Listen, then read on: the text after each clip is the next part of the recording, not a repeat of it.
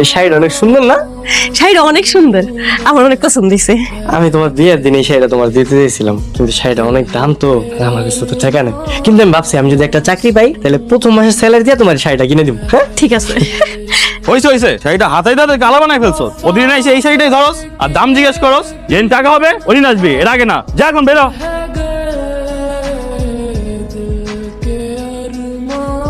শাড়িটার দাম কত? 15,000 টাকা। আচ্ছা আমি একটু দেখি। এই আগে যে হাত ধোয়, অবশ্য হাত ধোয় লাভ নাই, কারণ এই শাড়ি কেনার মতো সামর্থ্য তোদের নাই। শুধু শুধু দোকানের পরিবেশটা নষ্ট করস। যা এখান থেকে যা। তুমি মনে হয় মন খারাপ করছো না? মন খারাপ করো না, আমি তোমার শাড়িটা কিনে দিতে পারিনি। আসলে বড় লোকলা এরকমই হয়, গরিব সকাল তারা বোঝে না।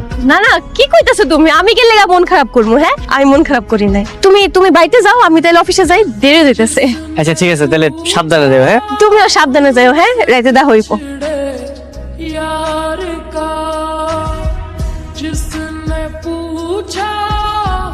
আপনারা যারা এইভাবে কেন এসেছেন? কে আমরা?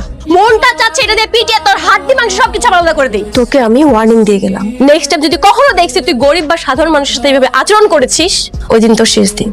জি ম্যাডাম। শাড়িটা প্যাক কর। জি ম্যাডাম।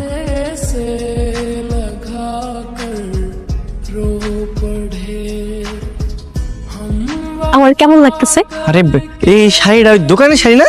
হ্যাঁ, সুন্দর না? তোমার তো অনেক সুন্দর লাগতেছে, কিন্তু কই পেলা তুমি এটা? আমি তো এটা গুলিস্তান থেকে নিছি, পুরা একই রকম দেখতে না? দেখো। হ্যাঁ খুব সুন্দর লাগতেছে। কয় টাকা নিচ্ছে? 500 নিছে। হাই হাই, দেখছো? আর এই শাড়িটার শোরুমে 15,000 টাকা দাম দিয়ে রাখছে। বড় লোক টাকার কোনো দাম নাই, মানে এই কারণে আমি বড় লোক সহ্য করতে পারি না। আচ্ছা সত্যি করে একটা কথা কও তো, তুমি কি সব বড় লোকরা এমন খারাপ মনে করো? না সবাই রে না, কিন্তু কিছু কিছু মানুষ আর কি।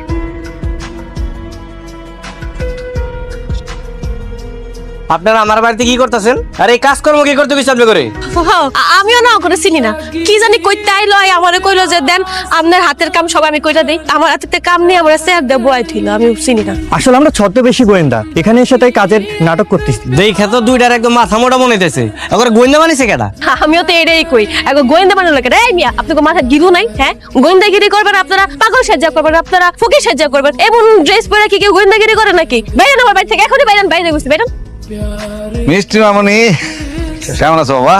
আরে বিআই সাহেব, এই কিছুক্ষণ আগেই আপনার কথা বলতেছিলাম, আপনি মেলা দিন বাঁচবেন। তুমি হঠাৎ হঠাৎ তোমার তো মানে তোর কথা মনে পড়ছে, তারপরে তোরে দেখতে ইচ্ছা করছে, এই জন্য আসছি। খুব ভালো কাজ করছেন আব্বাজান। এই চেহারাটা দেখি। হ্যালো, না আমি তোমাকে কতবার একটা কথা বলি।